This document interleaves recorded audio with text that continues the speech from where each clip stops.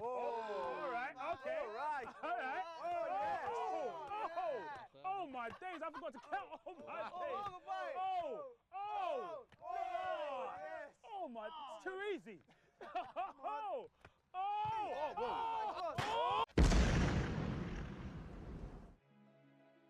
We're gonna say happy birthday to the one and only Chelsea legend, Mr. Eden Hazard. We're gonna come back to that, but let me just remind you what is happening on the table in the Premier League before the Christmas period and after the Christmas period, or the festive fixtures. So before the festive fixtures, top 6, let's go to top 6, right? So it was Liverpool, Chelsea 2nd, Arsenal 3rd, Nottingham Forest 4th, Manchester City 5th, and Bournemouth 6th. And after that, Liverpool still on top, Arsenal are 2nd, Nottingham Forest are 3rd, Chelsea are 4th, Newcastle United are 5th, and Manchester City are 6th. So you can see everything can change in a snap in the Premier League. You lose a couple games and you find yourself number 10.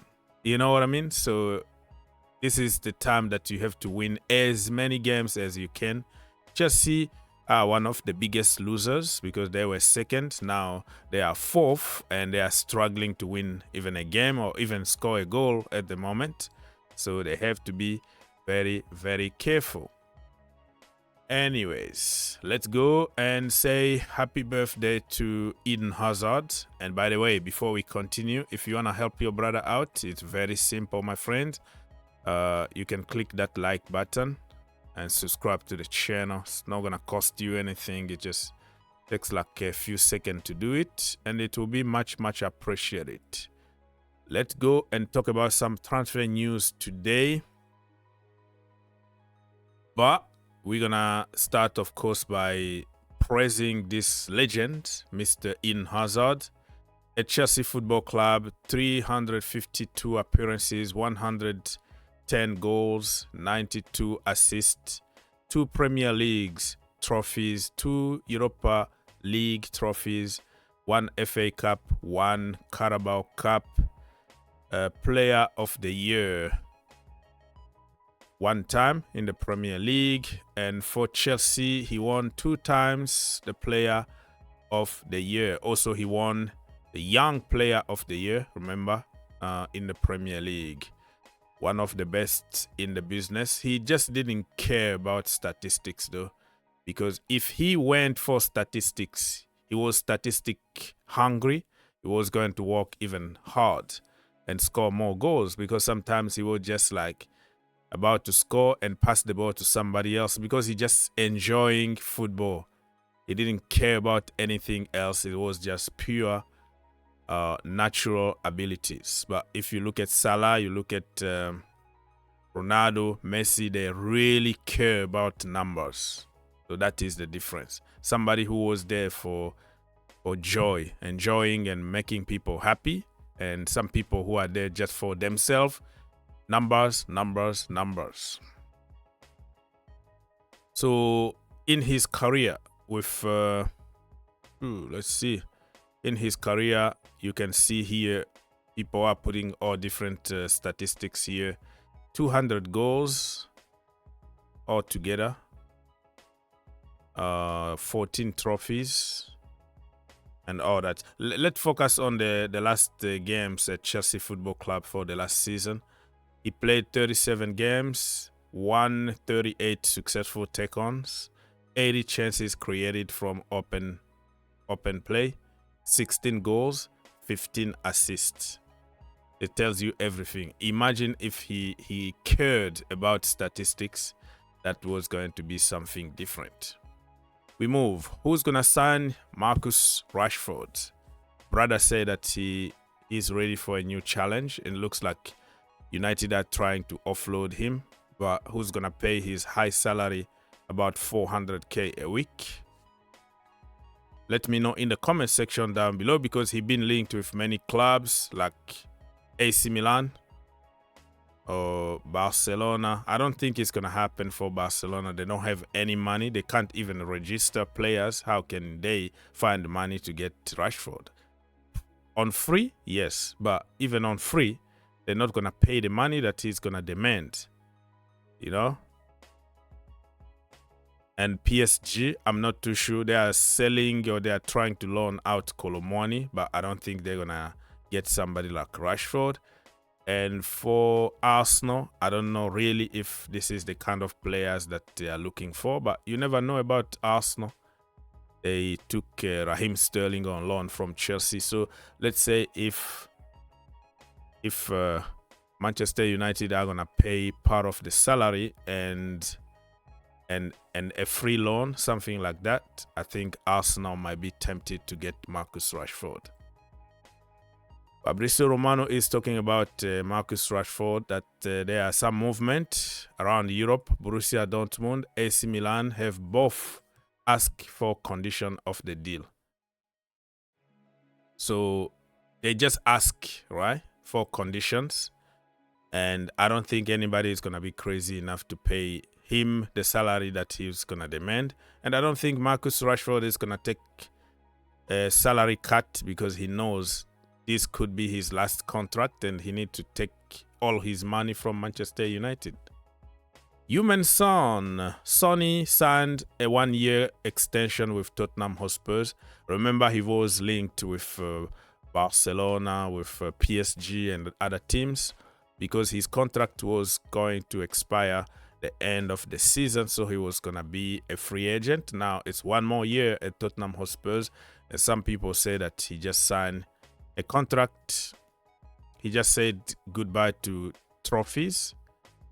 But man, it's gonna be very, very sad if Sonny retire from club football without winning few trophies. Shame, man. Look at Harry Kane. Harry Kane might win a trophy this season with Vincent Kompany at Bayern Munich, but they are not lucky, man. Wow, what a player. What a player. It's going to break people's heart if he doesn't win anything. And Tottenham Hotspurs this season, man, even a Carabao Cup tried to win something, because Sonny deserves a trophy. And do you think if Sonny leaves Tottenham Hotspurs without any trophy, do you think that he's going to still be a legend? And what is your definition of a legend? Philogen. Remember him? Jadon Philogen. This guy, I know him from Hull City. He played there last season. He scored some amazing goals. Very, very good on the ball.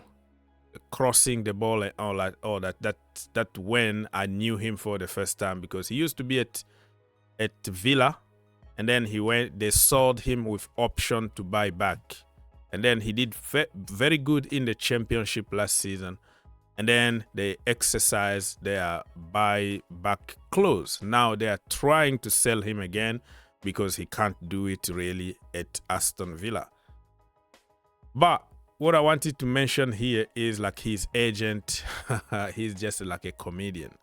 He went to Barcelona training ground, took pictures in front of Barcelona, put on Instagram, and wearing Gucci's and expensive bags, and say, man, I'm here for business and whatever. So he was taking those kind of pictures in front of like big training centers of certain clubs, just to hype his client and say, man, everybody want him, Barcelona want him, Real Madrid want him, Manchester United want him. So, and after that, Barcelona came out to deny that. Who is this guy? We don't even know who you are. So that tells you how some people try to hype certain things on social media for no reason. But anyways, he went back to Aston Villa. It didn't work out for him. And now it looks like Everton are trying to make the deal happen. So let's wait and see what is going to happen with Mr. Jadon Philogen.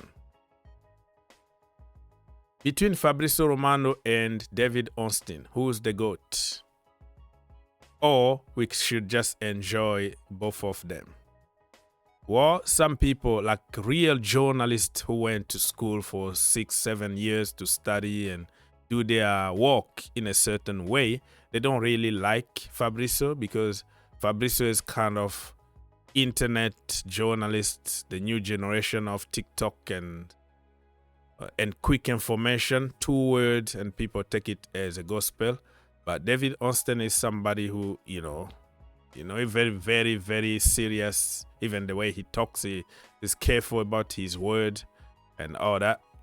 But the most popular is Fabrizio Romano, because of the new generation like this kind of news. But for old school and people who respect the art of journalism, it's David Ornstein, because he's not going to tell you maybe or maybe not. He's going to go to the source. He's going to work on a piece for weeks and for months. But in today's generation, it's just like you have to put every single gossip that you hear out there, you put it on social media. That's how you become popular.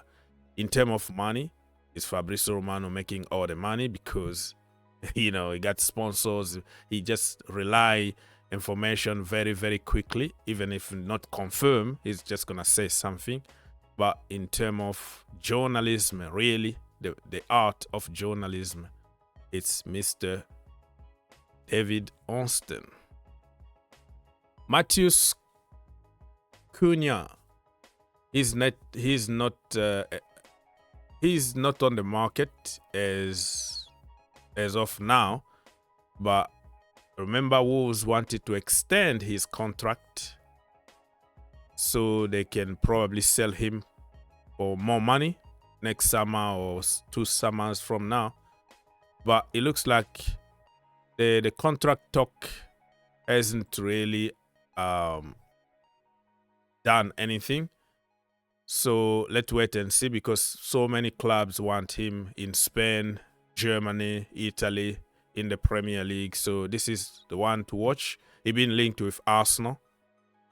He's been linked with some big teams, but I think this is an alert here. I don't think they're gonna sell him in January, because they are fighting for relegation, Wolves. So at least until the end of the season, they're not gonna sell him, unless if there is a crazy, ridiculous offer from Arsenal or other teams. Nico Williams, according to David Ornstein, Arsenal, Chelsea are among the clubs that want Nico Williams. I think Arsenal need him the most than Chelsea. Chelsea got Jadon Sancho from that position.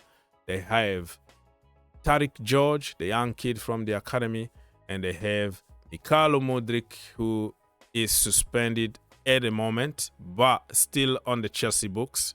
They have to pay him 7-year contract, ridiculous amount of money. So I don't think it's going to happen for Chelsea right now, unless if they got rid of somebody, big money. Raheem Sterling still getting paid by Chelsea. Nico Williams is going to demand more than 200k a week, because he's on 200k a week in Spain. So I don't think that he's going to take less money than that. Arsenal are the club that need Nico Williams the most, because they're still struggling from that position. I know Martinelli, Raheem Sterling on loan from Chelsea, blah, blah, blah. But they still need somebody from that. What Arsenal need the most, I think it's a proper finisher. A proper old school number 9.